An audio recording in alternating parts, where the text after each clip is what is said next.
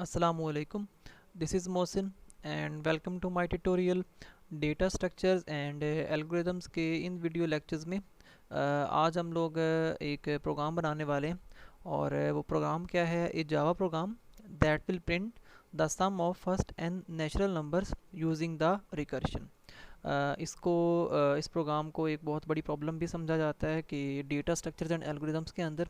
तो इस प्रॉब्लम को और इस जावा के प्रोग्राम को आज हम लोग कंपाइल और रन करने वाले हैं। सबसे पहले हम लोग क्या करेंगे, इसकी लॉजिक बनाएंगे, उसके बाद हम लोग उसकी कोडिंग स्टार्ट करेंगे। प्रोग्राम क्या है कि हम लोगों ने एक ऐसा प्रोग्राम बनाना है जिसमें हम लोगों ने सम फाइंड करके देना है। किसका? First n natural numbers, but वो जो सम होगा पहले जो एन नेचुरल नंबर्स का, वो हम लोगों ने सम फाइंड करना है यूजिंग रिकर्शन मेथड। ठीक हो गया? तो देखते हैं इसको। कोडिंग स्टार्ट करने से पहले कुछ जो डेफिनेशंस हैं वो डिस्कस कर लेते हैं। जैसे कि है रिकर्सिव मेथड क्या होता है? A method that calls itself. कि जो रिकर्सिव मेथड होगा वो एक ऐसा मेथड होता है जो क्या करता है, अपने आप को कॉल करता है। That is called recursive method. उसके बाद है रिकर्शन क्या है? A process. कि जो रिकर्शन है वो एक प्रोसेस है that refers to a recursive method, जो कि रेफ़र कर दिया जाता है किसको? रिकर्सिव मेथड को। और रिकर्सिव मेथड क्या था? एक मेथड था जो कि अपने आप को कॉल करता रहता है। ठीक हो गया? टू टाइप्स ऑफ रिकर्शन, दो तरह से हम लोग रिकर्शन परफॉर्म कर सकते हैं। नंबर 1 पे है डायरेक्ट रिकर्शन और नंबर 2 पे है इनडायरेक्ट रिकर्शन। डायरेक्ट रिकर्शन क्या होती है? A function call to itself. कि जो डायरेक्ट रिकर्शन होगी उसमें क्या होता है, जो फंक्शन होता है, जो मेथड होता है, वो अपने आप को ही कॉल करता रहता है। इसको हम लोग बोलते हैं डायरेक्ट रिकर्शन। उसके बाद है इनडायरेक्ट रिकर्शन। इसमें क्या होता है? A function calls to another function. कि इसमें ये था डायरेक्ट में कि जो फंक्शन होगा एक, वो अपने आप को ही कॉल करता रहेगा। उसको हम लोगों ने कहा था it is direct recursion. And what is indirect recursion? A function calls to another function. कि जब एक फंक्शन दूसरे फंक्शन को कॉल करेगा उसको हम लोग बोलते हैं इनडायरेक्ट रिकर्शन। एग्जांपल है कि एक फंक्शन ए है वो कॉल कर रहा है बी फंक्शन को, एंड बी फंक्शन जो है वो कॉल कर रहा है ए फंक्शन को। That is called indirect recursion. अच्छा, हम लोगों ने जो इस वीडियो लेक्चर में बेसिकली जो परफॉर्म करना है वो था हमारा प्रोग्राम।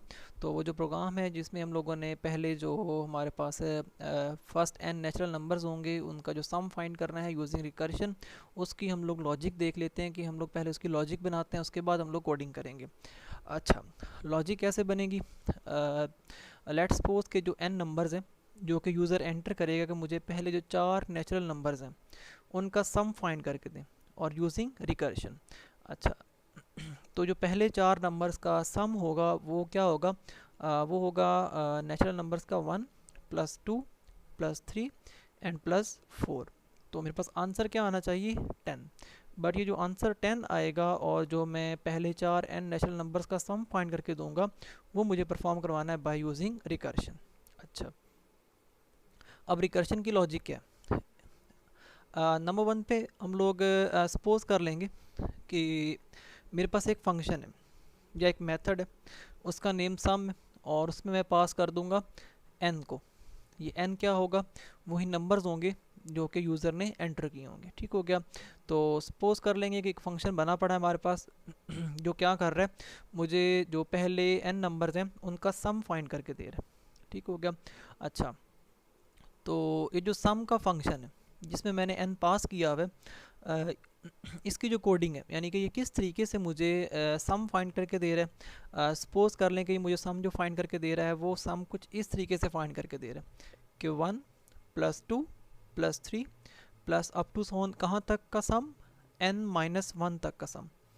मैं रिपीट कर देता हूँ कि ये जो मेरा सम का फंक्शन है ये मुझे क्या करके दे रहा है, मुझे नेचुरल जो पहले n नेचुरल नंबर्स हैं उनका सम फाइंड करके तो दे रहा है, बट कहाँ तक? n माइनस 1 तक। ठीक हो गया? अच्छा, तो मैं साथ क्या ऐड कर लूँगा? मैं ऐड कर लूँगा प्लस n को भी। तो ये मेरी लॉजिक है। तो यहाँ पे अब क्वेश्चन ये है कि ये जो सम है n माइनस 1, ये किस तरीके से हम लोग फाइंड करेंगे? तो मैं ये कहता हूँ कि जब भी मैं अपना ये फंक्शन बनाया करूँगा तो इस फंक्शन की बॉडी के अंदर मैं दोबारा से इस फंक्शन को कॉल कर लूँगा। ठीक हो गया। अब इससे क्या होगा, इससे ये होगा कि जब भी मैं इस फंक्शन की बॉडी में आके ये फंक्शन दोबारा से कॉल करूँगा तो ज़ाहिर सी बात है, मैंने यही कहा था कि हम लोग जो प्रोग्राम बनाएंगे वो थ्रू रिकर्शन करना है, तो सम तो फाइंड करना है बट यूजिंग रिकर्शन। अच्छा, अब यहाँ पे लॉजिक कैसे बन रही है, लॉजिक ये बन रही है कि हम लोगों ने क्या करना था, इसकी जगह 1 + 2 + 3 plus up to so on n-1 तक की जो कोडिंग थी, यानी कि हम लोगों ने परफॉर्म कैसे करनी है, वो हम लोगों ने कहा था कि ये जो लाइन है इसकी जगह हम लोग ये चीज़ लिख सकते हैं कि सम इंटू n-1। अच्छा, तो मैं साथ क्या करूँगा, प्लस कर दूंगा n को। तो यही मेरी लॉजिक काम करेगी जो कि मुझे रिकर्शन के थ्रू सम फाइंड करके देगी फर्स्ट n नेचुरल नंबर्स। किस तरीके से, लेट्स सपोज कि मुझे पहले 4 जो n नंबर्स हैं उन्हीं का सम चाहिए।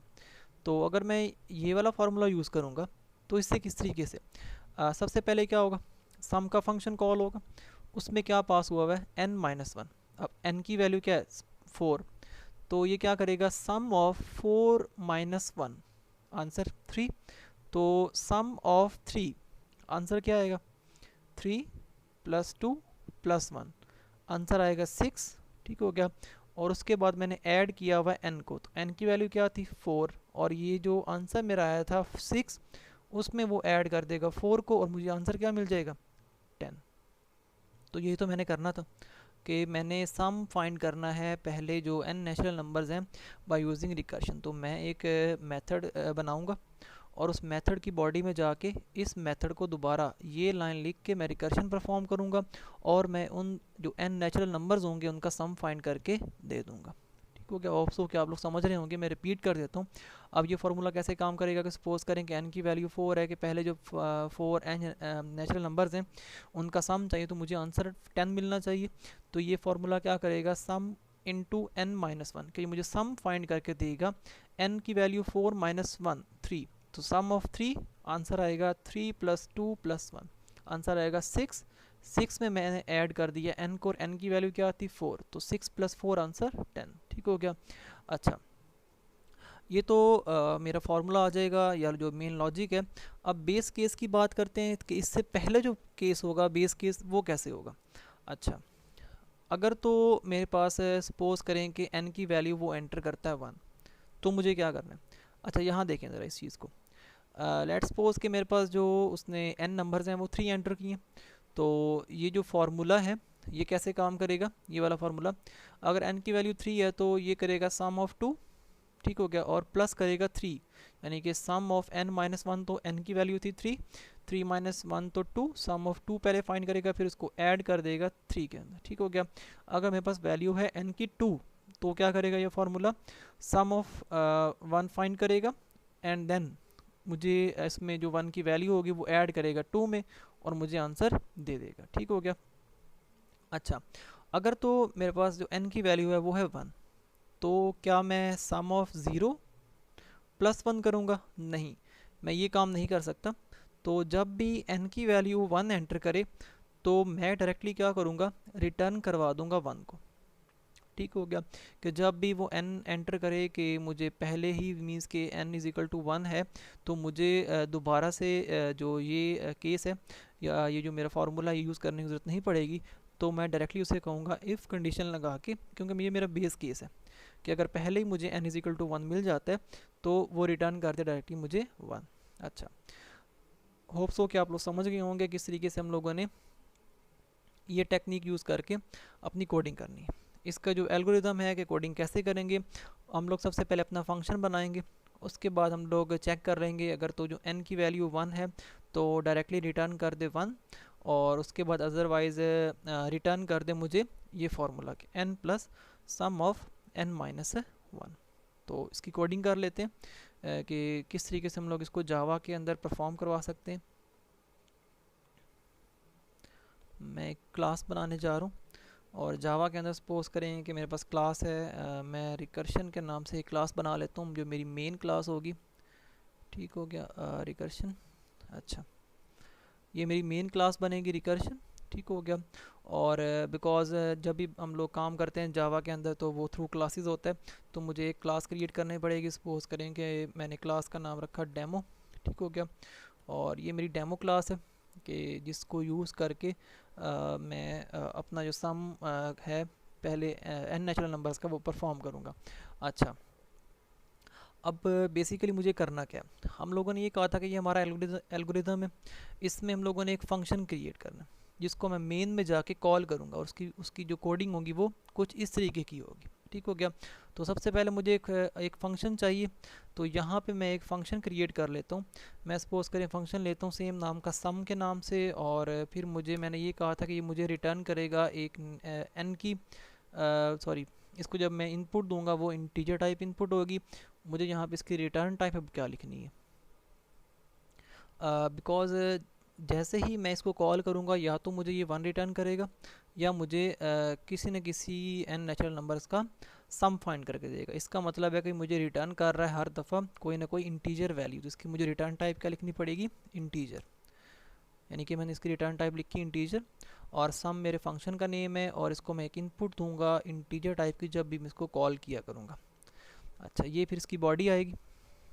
अब बॉडी में क्या करना है, बॉडी में हम लोगों ने ये सारी कोडिंग करनी है जो हमारा एल्गोरिदम बना था। इफ़ कंडीशन लगाऊंगा, इफ़ अगर तो n की वैल्यू इक्वल टू है 1 के, तो क्या करना था, रिटर्न कर दो मुझे 1, ठीक हो गया। अदरवाइज़ क्या करना है, रिटर्न कर दो क्या चीज़, अदरवाइज़ रिटर्न करना था ये फार्मूला, ठीक हो गया। और यहाँ पे अदरवाइज़ रिटर्न कर दो n plus sum into n minus 1, that's it. तो यही मुझे जो लॉजिक हम लोगों ने बनाई थी वो हम लोगों ने इम्प्लीमेंट कर ली। अच्छा, इसमें अगर आप लोग देखें तो मैंने इफ़ अगर n की वैल्यू 1 है तो मुझे रिटर्न कर दो 1, और यहाँ पे मैंने एल्स नहीं यूज़ किया। अगर आप लोग एल्स यूज़ कर लें तो भी इसमें कोई प्रॉब्लम नहीं है। अदरवाइज़ अगर उसकी n की वैल्यू 1 नहीं है तो वो मुझे रिटर्न 1 नहीं करेगा, बल्कि मुझे वो रिटर्न ये करेगा, ठीक हो गया। तो एल्स यूज़ करना है तो आप लोग कर सकते हैं, वरना एल्स के बगैर भी आप लोग काम कर सकते हैं, क्योंकि अगर n की वैल्यू 1 नहीं होती, वो होती है 2 और 3 और 4 अप टू सॉन, तो वो मुझे रिटर्न 1 ये नहीं चलेगा, बल्कि ये रिटर्न चलेगा, ठीक हो गया। तो अभी मुझे क्या करना है, इस सम वाले फंक्शन को मेन में जाके कॉल करना है। अच्छा, बिकॉज ये एक नॉन स्टैटिक फंक्शन है, तो इसके लिए मुझे क्या करना पड़ेगा, इस फंक्शन को कॉल करने के लिए इसकी क्लास का ऑब्जेक्ट क्रिएट करना पड़ेगा। ये हम लोगों ने पहले देखा था कि किस तरीके से हम लोग स्टैटिक और नॉन स्टैटिक जो मेथड्स होते हैं या फंक्शन होते हैं किसी भी क्लास के, वो हम लोग कैसे कॉल करते हैं। तो मुझे अभी इस फंक्शन को कॉल करना है, तो इस क्लास का, इसकी क्लास जो है डेमो, उसका एक ऑब्जेक्ट क्रिएट करना पड़ेगा। मैं कहता हूँ डेमो, मेरे ऑब्जेक्ट का नेम है OBJ sorry, is equal to new demo, दोबारा से क्लास का नेम। तो ये मैंने क्या किया, उस क्लास का ऑब्जेक्ट क्रिएट किया। तो इस ऑब्जेक्ट को यूज़ करके मैंने अभी क्या करना है, इस सम वाले फंक्शन को कॉल करना है। तो अच्छा, मुझे भी जब कॉल करना पड़ेगा तो मैं कॉल तो इसको डायरेक्टली कर लूँगा ओबीजे डॉट के ऑपरेटर से, और सम ऑफ सपोज करें 5, बिकॉज मैंने ये कहा था कि जब भी मैं इसको कॉल करूँगा मेन में जाके, बिकॉज जो मेथड्स होते हैं वो हमेशा मेन में जाके कॉल होते हैं, और जो ऑब्जेक्ट्स बनते हैं वो भी मेन में बनते हैं। तो जैसे मैंने कॉल किया तो इसे मैंने वैल्यू दे दी 5, ठीक हो गया। अच्छा, अगर इसको मैं वैल्यू दूंगा तो मुझे ये कुछ आउटपुट में शो नहीं करेगा। उसकी रीज़न क्या है, उसकी रीज़न ये है क्योंकि मैंने अपने पूरे प्रोग्राम में कहीं भी system dot out dot println नहीं लिखा। इसके लिए फिर मुझे क्या करना पड़ेगा, इसकी जगह मुझे लिखना पड़ेगा system dot out dot println, और इसके अंदर मुझे जाके ओबीजे डॉट सम का फंक्शन कॉल करना पड़ेगा। और सपोज करें मैंने पहले जो 4 नेचुरल नंबर्स हैं उनका सम फाइंड करना है। आई थिंक इस लाइन को आप लोग समझ चुके होंगे कि पहले मैंने जस्ट ओबीजे डॉट सम इन टू मीन्स के एक वैल्यू तो देनी थी। रीज़न क्या थी कि जब भी सम का फंक्शन कॉल होगा, ये मुझसे एक इंटीजर टाइप इनपुट ले रहा था, तो मैंने उसको 4 दिया था, बट वहाँ पे मैंने system dot out dot println का यूज़ नहीं किया, तो इसलिए वहाँ पे मुझे कुछ आउटपुट नहीं थी मिलनी। अभी मुझे आउटपुट क्या मिलनी चाहिए कि पहले जो जो पहले 4 नेचुरल नंबर्स हैं उनका सम आना चाहिए 10। तो देखते हैं कि आउटपुट क्या मिलती है। तो मुझे आउटपुट मिली 10। ठीक हो गया। तो आप जो भी यहाँ पे वैल्यू देंगे उसके लिहाज से वो आपको उसकी जो अभी मुझे 5 ऐड कर देंगे तो ये आ जाएगा 15। ठीक हो गया। तो इस तरीके से आप लोग कोई भी यहाँ पे नंबर देंगे, लेट्स सपोज कि मैं सम ऑफ 1 यानी कि पहला जो नेचुरल नंबर है उसका सम फाइंड करना है, तो ये मुझे रिटर्न करेगा 1। रीज़न क्या है कि if n is equal to 1 तो रिटर्न मुझे क्या कर दो 1। ठीक हो गया। होप्स हो कि आप लोग समझ चुके होंगे किस तरीके से हम लोगों ने कोडिंग की और किस तरीके से इसकी जो लॉजिक थी वो हम लोगों ने बनाई। तो उम्मीद करता हूँ कि समझ आ चुकी होगी आप लोगों को। अगर आप लोगों को वीडियो लेक्चर पसंद आया हो तो इसको लाइक और शेयर लाजमी कीजिएगा, और आप लोग हमारा जो पेज है उसको लाजमी सब्सक्राइब कर लें ताकि जो भी अपडेट हो हर एमएससी लेवल या किसी भी कोर्स के लिहाज से, तो जो भी अपडेट्स हों वो आपको मिलती रहें। Thank you for watching. अल्लाह हाफिज़।